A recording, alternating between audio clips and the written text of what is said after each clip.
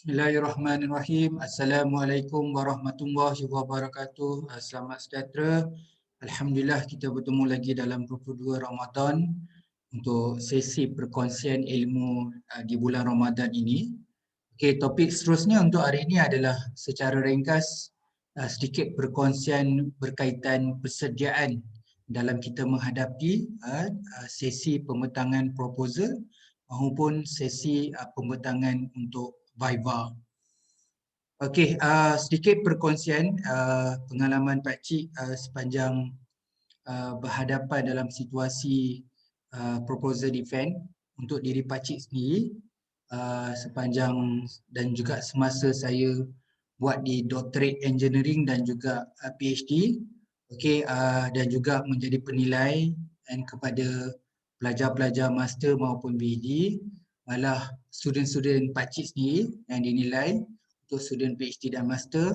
Sedikit sebanyak Pakcik kongsikan hari ini, sedikit sebenarnya secara ringkas, apa yang patut kita buat bila dapat je tahu bila kita akan menduduki pembentangan proposal defense ataupun Viva.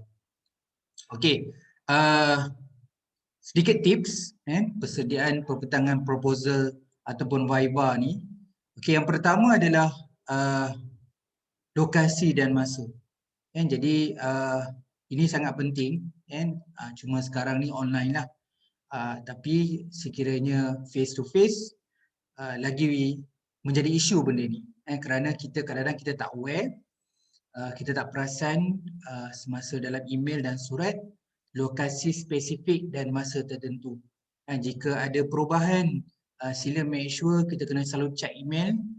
Kita punya email adalah email siswa ataupun email pelajar. Make sure email pelajar tu kita kena buka. Jadi sekiranya ada perubahan waktu menemui syarat Viva itu, kena selalu check. Kadang-kadang bukan apa, kadang dia WhatsApp, kadang dia call, tapi kadang-kadang di email. Jadi kita kena make sure spesifik lokasi dan masa.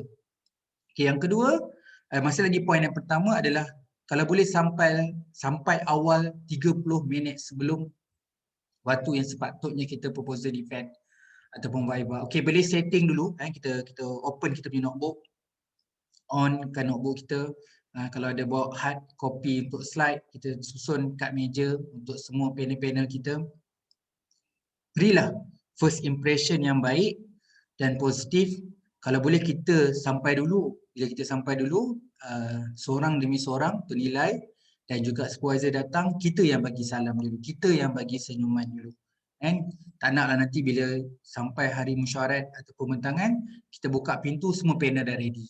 Kita barulah nak buka notebook, barulah nak edah slide. Jadi kalau boleh kita sampai awal, lebih kurang awal lagi pun tak apa, tapi paling tidak dalam 30 minit awal. Okey, nombor dua, kita kena tahu siapakah yang akan hadir pada mesyuarat itu. Okey, yang pertama adalah pengurusi. Okey, pengurusi. Pengurusi bukanlah panel yang akan tanya soalan dan juga bukan supervisor. Okey, pengurusi seorang. Okey, panel bergantung pada sesi proposal defense ataupun Viva. Biasanya proposal defense ni 2 orang. Okey, dua-dua daripada internal. Okey, mungkin ada setengah tempat tu 3 orang. Okey. Kalau Viva dia bergantung. Viva kadang bergantung juga dengan ikut universiti. Ada yang 2, ada yang 3 orang. Kalau tempat saya 3 orang, 2 eksternal luar dan 1 dalam. Jadi panel dalam 2-3 orang. Supervisor bergantunglah, kadang-kadang kita ada supervisor sampai 4 orang, 2 ke 3 atau 1. Jadi semuanya di-invite. Okey, kita ada wakil IPS, wakil IPS pada Institut Pengajian Siswaza akan hadir juga, so mewakili daripada wakil IPS. Begitu juga dengan satu wakil fakulti. Jadi ada 3 yang wakil. Ada wakil fakulti, wakil IPS dan pengurusi. Ini yang lain-lain lah. Tapi yang penting penilai dan supervisor juga hadir. Jadi kalau semua ikutkan, kalau pengurusi seorang, panel 3 orang, kalau SV ada 2 orang, wakil IPS seorang, fakulti seorang. So ada dalam berapa? Ada dalam 8. Tapi kita kena beritahu lah, jadi kita kena ready slide lah. Okay, tapi dia bergantung pada format, setengah-setengah universiti kadang-kadang tak adalah sampai 8, mungkin 7, 6 dan sebagainya. Okay, presentation mengambil masa 15 ke 20 minit. Ini tengok, ada setengah universiti 15 minit, ada setengah universiti 20 minit. Kalau boleh kurang, bukanlah lebih, oh kita present lama tu lagi bagus. Tak. Cepat je saya jawab tak. Panel tak suka. Kalau present 20 minit tu present lah 19 minit ke, 18 minit ke, 10 minit ke. Jangan lebih 20 minit. Okey, sedikit tips untuk slide. Kalau tanya saya, biasanya orang student PhD atau master ni, kita banyak interpret. Masa kita present, ada point dia ataupun infografik ya slide yang kita buat, kemudian kita buat penjelasan. Biasanya satu slide 2 minit. Dan kalau 20 minit, 10 slide je. Jadi kalau tanya saya, memang 10 slide lah yang ideal je. Apabila kita nak present satu slide 2 minit. 2 minit tak lama tapi kalau ada yang mungkin nak tunjukkan, mungkin ada lebih 10 minit. Mungkin nak tunjuk dalam 5 saat atau 10 saat je, yang tu mungkin kita boleh cepat lah. Okey, kenapa kita patut tahu siapa examiner? Okey, kita dah tahu datang awal 30 minit tadi, langkah pertama sekali orang yang buka pintu mesyuarat tu. Biasanya urus dia IPS yang hadir. Tanya dia, bagi salam, tanya khabar, kemudian tanya dia, boleh tak saya dapatkan info siapakah yang panel yang datang hari ini? Saya cuba nak dapatkan nama dia orang untuk saya sesi permulaan nanti saya nak, yelah kita nak sebut nama terima kasih kerana sudi datang dan menjadi penilai, jadi kita nak sebut nama. Okey, kadang-kadang dia akan bagi kita nama tu, kadang-kadang dia ada bagi macam sedikit kertas jemputan. Kertas jemputan tu snap gambar pun tak apa, jadi dia tahu siapa nama nanti. Okey, ambil tahulah semua nama penilai, nama penilai, nama pengurusi secara khususnya. Kalau boleh kita ucapkanlah masa di sesi perkenalan awal tu, bila orang perkenalkan kita, okey dah boleh pentang, jadi kita nak mulakan dan selepas bagi salam, okey kita nak sebutlah nama, terima kasih kerana hadir dan beri peluang untuk kita buat pembentangan proposal. Ingat, yang kelima, tak semua orang diberi peluang untuk viva. Ada dua perkara. Yang pertama, ada setengah format universiti memang tak ada viva. Kita bergantung 100% pada submission. Itu bagi saya, apa saja kita tulis, itu saja. Tinggal tawakal je. Tapi bila kita dapat hadir viva, maksudnya ada setengah orang, dia lagi bagus present daripada menulis. Selalu saya hadapi, contoh dia kata, kenapa you punya pembentangan, you punya penyataan masalah lebih jelas daripada apa yang you tulis. Itu biasa. Bukan satu, bukan dua. Kebiasaan kita jumpa, pelajar-pelajar kadang-kadang ada yang bagus presentation daripada menulis. Jadi ambillah rezeki, ambillah peluang bila dia beri peluang untuk pembentangan proposal atau viva, ambil peluang sebaik mungkin. Manfaatkan dia sebaik mungkin. Okey? Viva ni sebenarnya adalah satu officially je. Satu nak raikan kita untuk sebelum kita mulakan Q&A. Ingat, dia orang dah baca kita punya tesis kulit ke kulit. Jadi kalau Q&A nanti pun rujuk tesis, bukan rujuk slide. Jadi slide tu present just nice, kurang 20 minit supaya orang rasa refresh, orang nampak kita boleh cover knowledge, nampak kita boleh faham, nampak kita bersedia, nampak kita nak, you suka pada majlis viva ni, you nak raikan viva ni, nampak. Jadi jangan jadi macam present macam kartun, present macam kalut, present banyak slide, tak apa-apa yang nak dikejarkan. Jadi kalau boleh relax. Okey, sebelum mula, mohon perkenalkan diri dengan humble lah. Jangan bila dah sampai PhD level, dah sampai viva, tinggi pula suara kita. Secara humble, kalau boleh kenalkan nama kita, sedikit latar belakang pendidikan dan juga kerja. Sikit ringkas, bukan nak cerita panjang. Okey, jangan bercakap dengan skrin atau laptop. Kalau boleh, kita punya tubuh badan, fizikal kita dan juga suara dan juga muka kita kalau menghadap pada panel lah. Bukan tengok pada laptop ataupun skrin. Okey. Jangan gunakan banyak material dalam presentation. Ada setengah presentation tu kat komputer depan dia dah buka dah nombor dia. Okey, belah kanan atau belah kiri dia ada dia punya tesis. Itu penting, itu benda wajib. Notebook dengan tesis memang kena bawa. Okey, pen merah ke pen biru betul dah kena catat. Okey, kena bawa lagi file, dia bawa lagi nota-nota, dia buat lagi nota ringkas, dia nak present ada nota lipat lagi. Kalau boleh tak perlu. Cuma ada diri kita dan juga notebook sebab kita nak paparkan maklumat. Kemudian kita bawa kita punya full thesis, itu penting. Apa yang kita beri kat penilai, itu juga yang kopi kita kena ada. Senang bila semak muka surat sama. Okey, kalau ada catatan, catat dalam kita punya thesis. Tak payah ada kertas kosong lain, tak perlu. Everything, komen, cadangan dan sebagainya, kita tulis dalam kita punya thesis. Dan thesis kita tu, sebelum kita datang tu, orang tengok macam lunyai.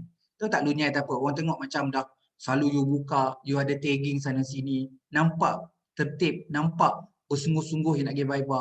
Ada setengah viva, kita tengok bau macam bau print pagi tadi.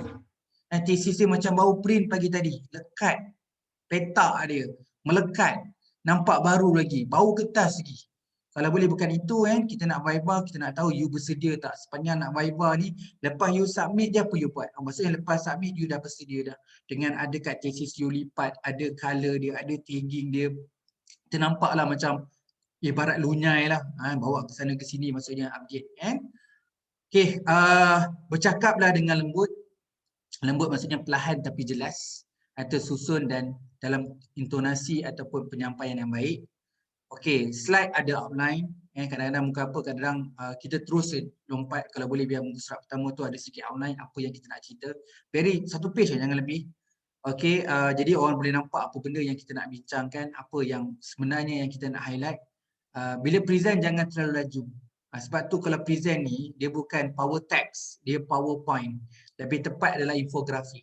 Jadi dia bukan adalah satu penerangan yang panjang dan sebagainya. Bukan dalam macam kita copy paste problem statement kita masuk dalam slide. Okey, ada beberapa perkara secara spesifik iaitu present clear methodology. Kadang-kadang saya tak tahu kenapa, kadang-kadang pelajar dia kena tahu bahawa bila buat postgrad ni metodologi tu perkara yang penting. Itu bezanya research di kalangan orang postgrad berbanding dengan orang luar. Kita sangat rigorous dalam metodologi dan panel pula banyak orang yang akademik. Orang yang akademik bila research memang prefer untuk lihat pada metodologi. Jadi make sure ada very good flow and very good design, okay, arrangement and justifikasi. Ini memang kegemaran banyak examiner lah untuk melihat metodologi. Make sure apa saja yang kita bentang tu adalah jelas, apa yang kita buat dalam slide tu jelas. Okay, bincang dalam konteks-konteks yang penting dalam bab 3. Kadang-kadang ramai yang missing untuk bincang dalam bab 3 ni. Okey, selalu juga yang selalu tertinggal di dalam slide maupun dalam you punya tesis adalah bahagian sumbangan dan cadangan kajian akan datang. Sebab tu siri kita yang sebelum ni, Pakcik kongsikan juga berkaitan dengan macam mana nak menulis sumbangan yang berimpak dalam penyelidikan, macam mana nak tulis cadangan untuk akan datang. Jadi semua tu beri manfaat. Dia ada kaitan dengan viva, proposal defense, panel memang katanya di akhir nanti apa sumbangan dan cadangan kita untuk penyelidik akan datang. Tetapi itulah kadang-kadang yang missing kita dalam slide maupun dalam tesis. Okey, Q&A boleh refer tesis. Okay, kalau bila Q&A nanti memang minta you kena buka tesis. Walaupun online you kena buka. Okay, jangan gunakan soft copy, gunakan hard copy. Okay, make sure apa muka surat ataupun original yang kita bagi dekat penilaian, mesti submission itu juga yang ada kat kita. Biar muka surat sama. Okay, jadi make sure. Okay. Alright, sedikit tambahan macam student saya beberapa dan saya sendiri masa saya buat doctorate 2008 dulu pun bila sampai dekat proposal defense, dekat viva memang saya ada buat video pendek. Kenapa? Saya ada buat tentang pembangunan sistem. Jadi bila pembangunan sistem tu kadang-kadang kita nak explain take time. Jadi saya ambil ringkas dalam video dalam 2 ke 3 minit. 2 minit lagi bagus. Kurang 2 minit. So kita boleh tayangkan kepada audien di tengah-tengah ke di awal atau di hujung masa kita pembentangan. Jadi sekarang ni ada dua benda yang trend sekarang ni, iaitu bukanlah trend, maksudnya kesesuaian untuk melihat kemampuan kita dalam pembentangan. Yang pertama adalah infografik, yang kedua adalah video. Okey, terus positif, kekalkan confidence sebab mungkin soalan banyak akan tanya dari satu persatu, dari sejam ke 2 jam ke 3 jam, dari pagi sampai ke petang. Jadi make sure you kena tenang, kena confident, jawab. Confident maksudnya dalam keadaan yang humble lah. Confident bukan bentuk riak. Confident, boleh jawab satu, orang nampak kita boleh, kita mampu lagi. And jangan nampak macam kita dah blank dan sebagainya. Okey, kalau boleh kita nak jadikan seorang penyelidik. Seorang penyelidik kalau nak tahu dunia culture seorang penyelidik ni memang begitu tough, yang penuh dengan macam-macam cabaran, memang berhadapan pelbagai permasalahan. Jadi kita nak tengok you sebagai student master dan PhD, layak ke nak jadi seorang penyelidik? Bila ditanya beberapa soalan, tahu-tahu macam mana you nak berhadapan, sejauh mana nak berpositif, dalam keadaan selesa dan confident untuk terus menjawab. Itu penting bagi ciri seorang researcher. Ingat, bila kita buat master dan PhD, kita menjadi seorang researcher. Jadi sejauh mana kita matang dan kita mencerminkan satu nilai penyelidik. Okey, wajar juga di peringkat awal tadi, saya lupa nak highlight bahawa kita kena tahu juga di depan kita ni ada pangkat dia. Minta maaf, dalam akademik kadang-kadang benda sensitif. Kalau dia profesor, sebut profesor. Kalau dia profesor madya, okey sebut doktor. Kalau profesor madya, sebut doktor sebenarnya. Nak sebut profesor pun tak ada masalah. Kena tahu juga lah yang cik, yang puan dan sebagainya, yang datuk, yang datin dan sebagainya. Okey, mohon salin komen. Bila orang bagi cadangan, bila bagi komen, tulis dalam tesis. Jangan kita dengar peluk tubuh dan sebagainya, balas senyum ke, kerut dahi buat-buat muka ke, tak. Every comment make sure you salin. Itu cara yang humble.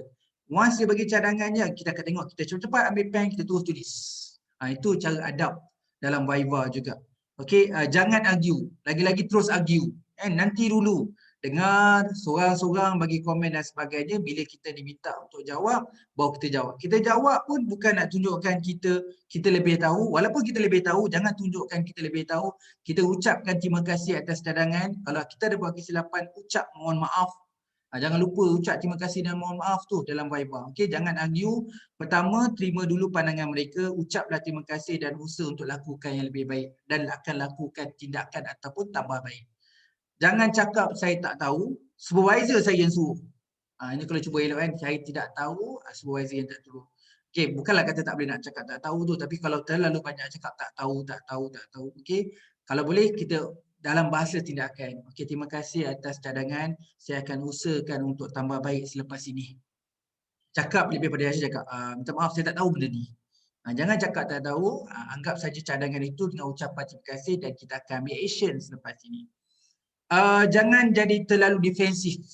Jadi terlalu defensif. Orang tanya apa-apa terus defend ataupun terus counter. Biar penilai tanya sampai habis. Dan kadang-kadang dia lepas soalan tu dia bagi solution. Lepas dia bagi soalan tu dia bagi cadangan. Dengar pelan-pelan dulu. And kadang-kadang hormati. Bila orang sedang beri pandangan dan komen, kita kena ucap terima kasih dan kita kena tunggu sampai habis. Jangan terlalu defensif. Walau diminta untuk jawab, kita dapat jawab dengan humble. Humble maksudnya kita jawab, tapi jawab tidak menggunakan suara yang tinggi. Menjawab tu macam kita terlalu defensif, terlalu strengthen mengatakan itu adalah yang paling tepat. Research ni penuh dengan option. Okey, ini format pembentangan proposal dan Viva. Okey, ini ikut juga universiti lah, tapi pada pandangan saya dia banyak. Jadi ambil tahu semua. Okey, kita ada dalam 29 perkara. Sepanjang dalam report dan juga dalam verbal, antara yang ditanya dalam Q&A adalah tajuk. Okey, tengok kesesuaian tajuk. Dalam borang ada setengah-setengah universiti memang dia tanya tentang fokus kajian. Kami diminta untuk beri komen bagaimana penyelidikan ini dari segi fokus kajiannya. Dia dapat memberi fokus tak, memberi tumpuan tak apa yang sebenarnya dia nak kaji. Seterusnya nombor 3 adalah berkaitan latar belakang. Latar belakang kita juga dia akan dikomen dalam report malah dalam verbal. Dan begitu juga dalam penyataan masalah dan juga research gap. Okey, nombor 5 adalah objektif dan persoalan kajian. Ini memang wajarlah ditanya dan disemak. Hipotesis kajian. Okey, nombor 7 kerangka kajian dan kerangka konseptual dan juga kalau ada kerangka teoretikal, kerangka teoretikal, kerangka konsep dan kerangka kajian. Okey, seterusnya nombor 8 adalah significant of the study atau signifikan kajian atau kepentingan kajian. Nombor 9 skop dan limitasi kajian. Okey, definisi operasi juga ditanya. Okey, nombor 11 teori dan konsep ataupun model and practice, amalan dan aras and apa lagi yang lainlah, best practice dan sebagainya yang support sebagai teori dikenali sebagai konsep. Okey, kemudian konstruk dan pemulih ubah and team and pembangunan hipotesis ataupun penulisan literature review bagi menjawab setiap persoalan dan objektif dan lain-lain bab 2. Okey, itu nombor 14. Nombor 15, bab 3 ditanya tentang reka bentuk kajian. Okey, ini selalu tanya. Kalau tempat saya proposal defense, ramai orang tulis reka bentuk kajian tu definisi. Dia tulis tu definisi reka bentuk kajian. Duk kita tanya mana reka bentuk kajian? Tak ada. Okey, populasi sampling dan unit analisis, sama ada responden atau participants. 17, lokasi kajian. 18, pembangunan instrumen, tak kisahlah soal sidik, soalan interview, soalan temu bual, senarai semak bagi observation. Jadi semua instrumen itu argument and assumption atau syarat-syarat atau andaian dalam membuat sesuatu. Contohnya nak buat analisis, apa syarat-syarat dia, apa assumption dia. Jadi tak dijelaskan yang tu. Okey, prosedur analisis kajian. And kemudian nombor 21 lain-lain bab. Okey. Kemudian dalam bab seterusnya dapatan kajian. Okey, dapatan kajian secara keseluruhan, bagaimana dapatan kajian itu sendiri dan lain-lain berkaitan dengan dapatan kajian dalam bab 4. Kemudian perbincangan kajian. Okey, perbincangan kajian, implikasi ataupun sumbangan kajian kepada akademik dan kepada industri, kepada government dan juga kepada masyarakat dan komuniti dan lain dalam bab 5. Seterusnya dalam report tu dia tanya macam mana kita punya organize dalam tesis kita tu. dan juga perkara yang penting juga yang selalu berlaku ditanya juga yang berkaitan dengan rujukan, yang missing rujukan. Ada dalam citation tapi tak ada dalam rujukan, ada dalam rujukan tapi tak ada dalam citation. Begitu juga citation yang kurang 5 tahun kini, begitu juga dalam lampiran. Lampiran tidak kemas. Kadang-kadang refer dalam thesis rujuk lampiran tapi dalam lampiran tak ada. Jadi semua aspek 29 perkara termasuk lain-lain ni merupakan aspek yang perlu kita beri perhatian dalam proses kita nak berhadapan dengan persediaan untuk pembentangan proposal maupun viva. Okey, minta maaf, memang seronok nak cerita berkaitan dengan pembentangan proposal dan viva ni. Cuma dalam sesi Ramadan ni kita buat sesi santai je, tidak lama. Okey, kalau saya mengajar memang sebaiknya memang ada 3 atau 4 slot lah. Satu slot tu dalam 4 jam. Maksudnya kadang-kadang saya buat 3 malam untuk buat perkongsian tentang persediaan viva dengan defense proposal tu. Berapa saya kupas dari satu persatu lah apa komen-komen dekat tajuk. Ini lah 29 perkara ni. Apa komen-komen kat pernyataan masalah, apa komen-komen pada objektif kita go through daripada bab demi bab. Okay, jadi untuk perkongsian Ramadan ni kita ambil ringkas je supaya bila kita melalui fasa untuk pembentangan proposal dan juga viva, kita akan menjadi seorang penyelidik, jadi seorang yang humble, yang tahu benda ni adalah bukan main-main, ada persediaan awal. Jadi semoga dengan adanya usaha-usaha kita mengetahui tentang perjalanan sebuah journey PhD dan juga master ni, ada pembentangan proposal dan viva, dan kita juga dapat menunjukkan pengetahuan kita yang baik kepada yang panel. Jadi dengan sedikit perkongsian ni semoga dapat beri manfaat dan menjadi rujukan dan paduan kita. Kurang kesilapan daripada Pakcik mohon maaf. Okey, dengan ucapan terima kasih, kita jumpa untuk siri akan datang untuk sesi Ramadan. Okey, terima kasih semua. Assalamualaikum dan selamat sejahtera.